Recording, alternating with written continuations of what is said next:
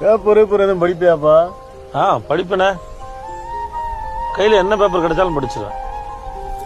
வடையை மடிச்சு கொடுப்பாங்களே அந்த பேப்பரை கேட்கல, நாட்டு நடப்பை தெரிஞ்சுக்கிற அந்த பேப்பரு. அதெல்லாம் தெரியுமே, நாட்டு நடப்பு எல்லாமே தெரியும். ஜிஎஸ்டி தெரியுமா? ஜிஎஸ்டி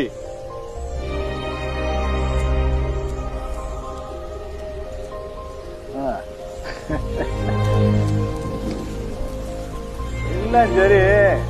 தமிழ்நாட்டை இன்னைக்கு யாரு ஆட்சி பண்றான்னு தெரியுமா?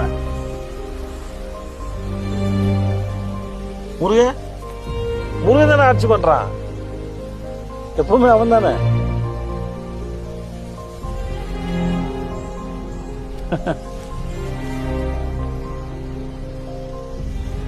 தெளிவாதான் இருக்கு.